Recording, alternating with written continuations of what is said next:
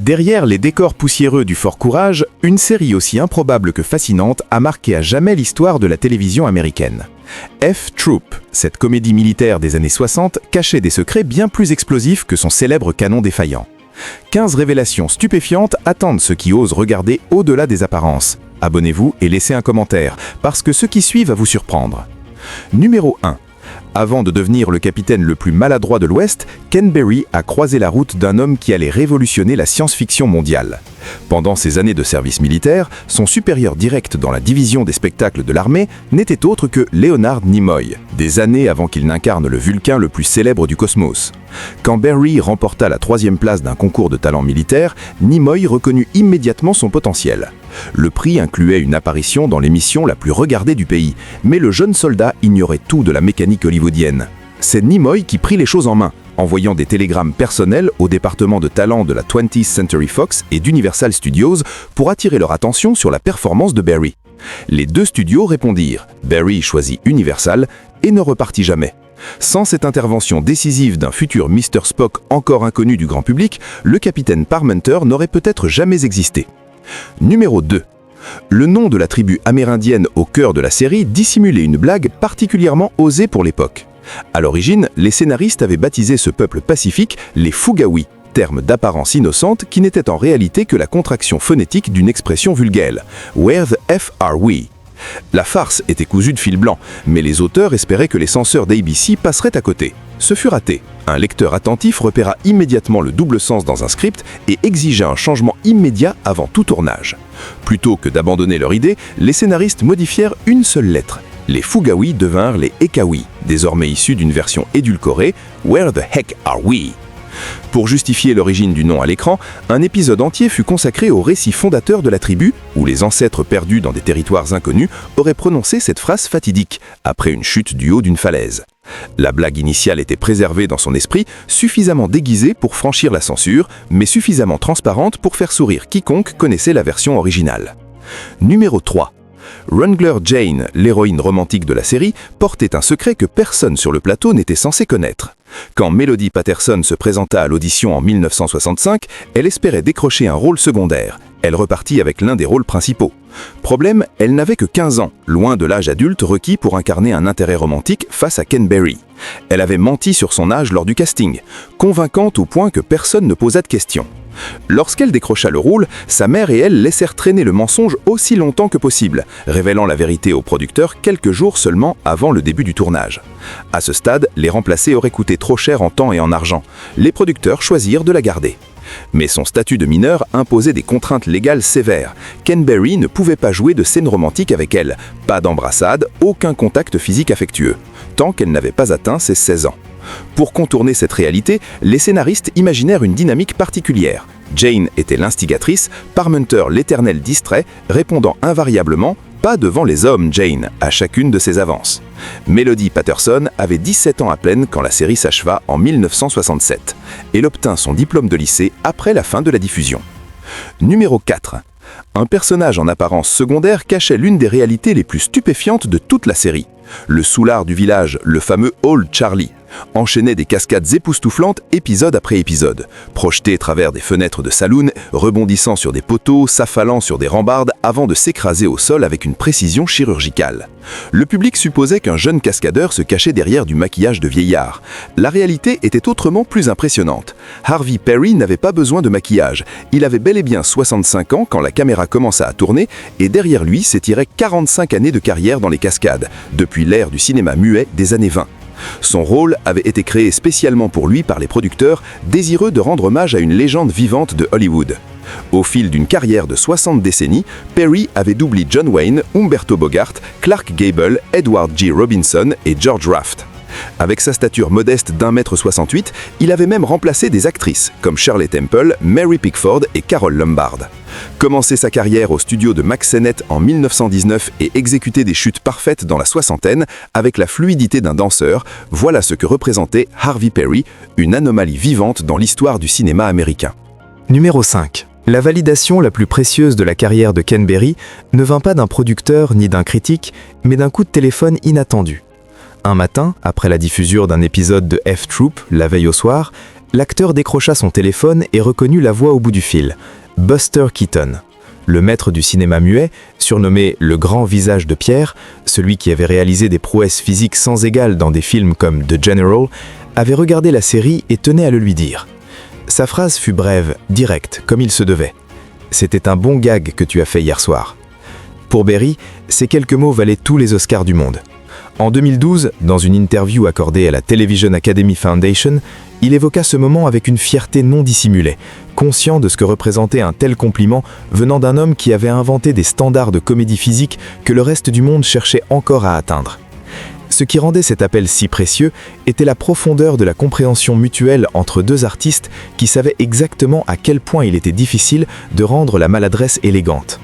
Les scripts finissaient par ne plus rien préciser pour les scènes de Parmenter, laissant simplement une note, séquence à développer avec Ken sur le plateau.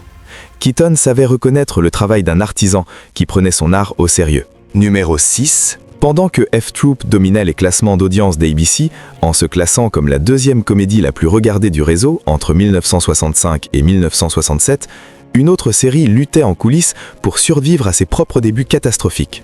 Star Trek, lancé en septembre 1966 lors de la deuxième saison de F-Troop, ne parvint jamais à intégrer le top 30 des émissions les plus regardées durant son parcours original. La série de Gene Roddenberry, qui allait devenir l'une des franchises de science-fiction les plus influentes de l'histoire de la télévision, se faisait mettre une raclée dans les chiffres d'audience par les cavaliers maladroits du Fort Courage semaine après semaine. Gilligan's Island subissait le même sort, incapable de rivaliser avec les aventures burlesques du capitaine Parmenter durant leur saison commune. L'ironie de cette situation est presque douloureuse à contempler avec le recul. Star Trek et l'île aux naufragés sont aujourd'hui des monuments culturels incontournables, célébrés, parodiés, étudiés. F-Troop reste un souvenir précieux pour les amateurs de télévision classique. Pourtant, sur le terrain des audiences, le rapport de force était inversé.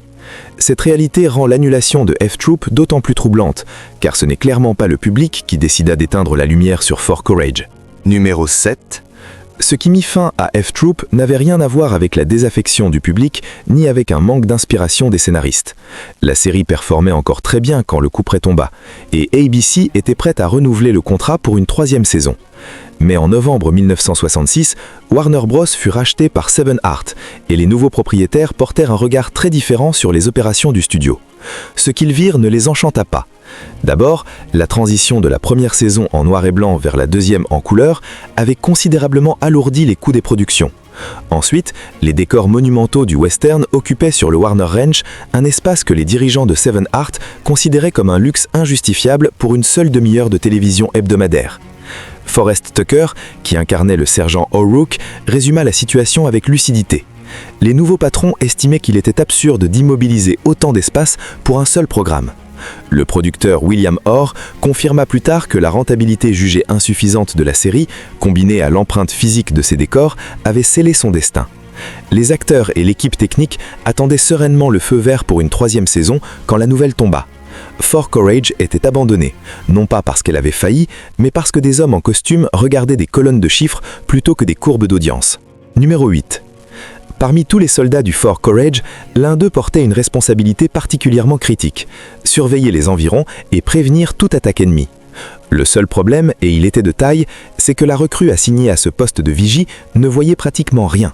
La vision du soldat Vanderbilt, interprété par Joe Brooks, était officiellement établie à 20 sur 900 dans chaque œil, ce qui signifiait que ses épaisses lunettes lui étaient d'un secours très relatif et qu'il frôlait cliniquement la cécité légale. Cette particularité biologique nourrissait un catalogue de situations comiques mémorables. Dans un épisode resté gravé dans les mémoires, deux guerriers amérindiens coiffés de grandes coiffes à plumes marchèrent tranquillement jusqu'aux portes du fort. Vanderbilt les laissa entrer sans la moindre hésitation. Interrogé sur la nature de ses visiteurs, il répondit qu'il avait pris les hommes pour des dindes. Le gag fonctionnait aussi dans le sens inverse. De véritables volées de dindes pouvaient déclencher une alerte générale quand Vanderbilt les confondait avec des guerriers en maraude. Avant de porter l'uniforme, ce soldat avait exercé le métier d'inspecteur de tournure dans une fabrique de robes, ce qui rendait son affectation en sentinelle encore plus absurde. Il lui arrivait aussi de répondre à des questions sans rapport avec ce qui lui était posé, de rater toutes ses cibles dans un baraquement bondé ou de s'écraser au sol chaque fois que le canon défaillant du fort abattait sa tour de guet avec lui. Numéro 9. L'ascension du capitaine Wilton Parmenter au rang de commandant de Fort Courage repose sur l'une des origines les plus délirantes jamais inventées pour un personnage de fiction. Tout commença en 1865, lors des derniers soubresauts de la guerre de Sécession. Simple soldat affecté au service de l'intendance, Parmenter n'avait aucun rôle combattant. Ce jour-là, sa mission était on ne peut plus ordinaire, aller chercher le linge du général, présumément les uniformes personnels d'Ulysses S. Grant. Sur le chemin du retour, une crise d'éternuement incontrôlable s'empara de lui. Malheureusement pour lui, ou heureusement selon l'angle, des soldats de l'Union se trouvaient à portée d'oreille. Dans la confusion du champ de bataille, ils interprétèrent ces éternuements répétés comme l'ordre de charger. Convaincus d'obéir à un officier, ils s'élancèrent et retournèrent le cours de la bataille, contribuant à la victoire finale à Appomattox. Parmenter fut aussitôt érigé en héros et surnommé le fléau d'Appomattox. Lors de la cérémonie de remise de sa première médaille, son père et commandant supérieur lui planta accidentellement l'épingle dans la poitrine en voulant fixer la décoration sur son uniforme. Ce léger accident lui valut un Purple Heart pour blessure de guerre, faisant de lui le seul soldat de l'histoire à avoir reçu une médaille pour avoir reçu une médaille. Sa réputation forgée sur ce malentendu lui ouvrit les portes d'un grade de capitaine et du commandement de Fort Courage, que le secrétaire à la guerre reconnut plus tard n'être que le poste le plus inutile de toute l'armée. Numéro 10. Derrière chaque chute, chaque trébuchement et chaque collision spectaculaire du capitaine Parmenter se cachait un travail de précision que peu de spectateurs soupçonnaient. Avant de rejoindre F-Troop, Ken Berry était avant tout un danseur accompli, formé aux exigences techniques et à la rigueur d'un corps entraîné à bouger avec exactitude. Quand les producteurs réalisèrent l'étendue de son talent, ils commencèrent à lui confier une liberté créatrice inhabituelle. Les scripts cessèrent progressivement de décrire ce que Parmenter devait faire physiquement, se contentant d'une note laconique « séquence à développer avec Ken sur le plateau ». Berry arpentait les décors avant chaque tournage, observant les objets disponibles, calculant les trajectoires possibles, construisant mentalement ses chutes comme un chorégraphe élabore un numéro. Dans une interview accordée en 2012 aux archives de la télévision américaine, il décrivit sa méthode. Repérer dans le décor ou à l'extérieur des éléments à exploiter, puis composer une séquence qui marie timing comique et précision corporelle. Sauter par-dessus des poteaux d'attache, se prendre les pieds dans un sabre, s'écraser dans une série d'obstacles avec l'air d'un homme qui ne comprend pas pourquoi le monde entier lui résiste, tout cela était scrupuleusement orchestré. L'admiration de Buster Keaton pour ce travail ne relevait pas du hasard. Il reconnaissait dans l'approche de Berry l'héritage des grands comiques du muet, Fred Astaire et Gene Kelly inclus, que l'acteur avait longuement étudié dans sa jeunesse. Numéro 11. Certaines émissions misent sur la surprise. F-Troop, elle, avait compris que l'anticipation pouvait être tout aussi hilarante. L'une de ses signatures les plus iconiques reposait sur un gag visuel d'une régularité absolue, présent dès les génériques de la première saison et reconduit tout au long de la série. Le scénario ne variait jamais. Le canon du fort devait être mis à feu pour un salut officiel, l'apparateur allumait la mèche crachotait, crachait, puis s'éteignait piteusement. Frustré, l'artilleur, généralement le caporal Hagarn ou le soldat Dobbs, envoyait un coup de pied rageur dans la roue droite du canon. La roue s'effondrait aussitôt, le canon basculait, il se déclenchait dans une direction absurde, le boulet percutait invariablement l'un des supports de la tour de guet, et la tour s'abattait au sol, emportant avec elle le malheureux soldat Vanderbilt, corpulent et impuissant, dans un fracas de planches et de poussière. Le public connaissait chaque étape par cœur et attendait avec impatience le moment exact où la séquence se mettrait en branle. La force de ce gag était précisément là, non pas dans la surprise, mais dans la confirmation jouissive que Fort Courage était constitutionnellement incapable de faire fonctionner quoi que ce soit de correctement. Pas même un canon, pas même une fois. Numéro 12. En plein mois de février, quand Halloween n'était qu'un souvenir lointain, F-Troop décida d'accueillir l'un des grands maîtres de l'horreur sur son plateau. Le 2 février 1967, à 20h, les spectateurs purent découvrir V comme vampire, un épisode dans lequel Vincent Price incarnait le comte Forza, un émigré de Transylvanie qui débarquait à Fort Courage dans un corbillard, accompagné d'un corbeau qu'il surnommait Frère. Le comte s'installait dans une maison réputée hantée à la lisière de la ville et se signalait par une étrange habitude, saluer systématiquement d'un bonsoir solennel, quelle que soit l'heure du jour ou de la nuit. Cette manie suffisait à convaincre le caporal Hagarn qu'il avait affaire à un véritable vampire. Quand Wrangler Jen disparaissait mystérieusement, Aurore Key, Agarn et Parmenter se lancèrent dans l'exploration de la sinistre demeure, peuplée de passages secrets et d'un orgue aux mélodies autonomes. L'épisode tomba à pic dans la carrière de Price, alors au sommet de sa popularité dans le genre horrifique, et lui offrait la chance de se moquer affectueusement de sa propre image, comme il le ferait bientôt sur d'autres grandes émissions. Fidèle à l'esprit de F-Troop, tout finissait par recevoir une explication rationnelle, la cohérence temporelle ou saisonnière n'ayant jamais été une priorité pour des scénaristes qui mélangeaient allègrement les genres et les époques pourvu que le résultat fasse rire. Numéro 13. Au milieu des années 60, la Beatlemania déferlait sur l'Amérique avec une force comparable aux grandes maladies collectives de l'histoire. Les scénaristes de F-Troop ne résistèrent pas à la tentation de se joindre à la fête à leur manière. Ils créèrent un personnage dont le nom était un clin d'œil transparent au batteur des Fab Four, le soldat Leonard Wonko Starr, dont le patronyme renvoyait directement à Ringo Starr, de son vrai nom Richard Starkey. Le rôle fut confié à Henry Gibson, qui deviendrait par la suite célèbre grâce à l'émission Rowan and Martin's Laugh-In et au film Nashville. La particularité définissant Wongo Starr était aussi simple que dévastatrice. Il était le soldat le plus maudit de toute l'armée américaine, une calamité ambulante dont la seule présence suffisait à déclencher catastrophes et dysfonctionnements en chaîne. Son premier épisode le voyait semer le chaos à peine arrivé au Fort Courage, rendant le déjà calamiteux F-Troop encore moins opérationnel. Les scénaristes prirent même la liberté d'expliquer l'origine de sa malédiction différemment d'un épisode à l'autre, ajoutant à l'absurdité générale du personnage. Son succès fut suffisant pour justifier un retour dans un second épisode. Henry Gibson interprétait ce désastre sur deux pattes avec une innocence parfaite, celle d'un homme totalement inconscient de la traînée de désolation qu'il laissait derrière lui.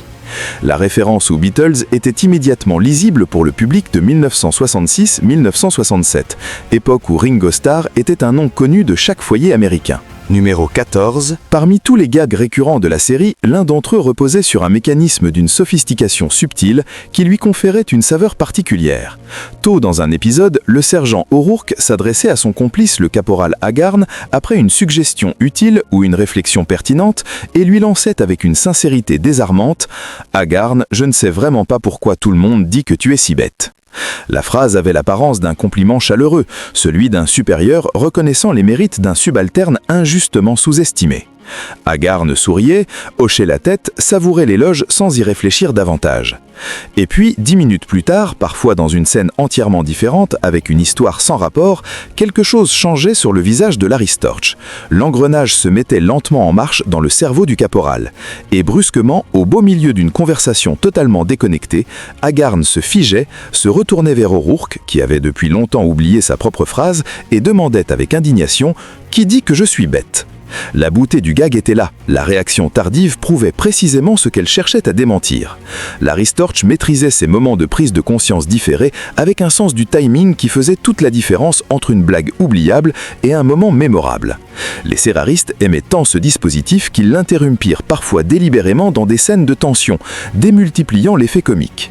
Des décennies plus tard, les fans de la série se souviennent encore de cette mécanique avec tendresse. Numéro 15. Le dernier de ces secrets nous ramène à un vieil homme qui boitait, se plaignait de ses vieilles blessures et racontait des histoires que personne ne pouvait vérifier. Le trooper Duffy, cavalier de longue date dans le Fort Courage, aimait évoquer ses exploits à l'Alamo en 1836, combattant aux côtés de Davy Crockett et Jim Bowie lors du célèbre siège. L'inconvénient majeur de ces récits était historiquement incontestable. Aucun homme adulte de race blanche n'avait survécu à la bataille de l'Alamo. Duffy était donc soit un fantôme, soit un vieillard confabulant joyeusement. Le personnage était joué par Bob Steele, véritable icône du western cinématographique depuis les origines du genre. Ce qui rendait ce choix particulièrement savoureux résidait dans un détail que les cinéphiles avertis pouvaient apprécier à sa juste mesure. En 1926, soit 40 ans avant de rejoindre le plateau de F-Troop, Bob Steele avait tenu un rôle dans un film muet intitulé With Davy Crockett at the Fall of the Alamo.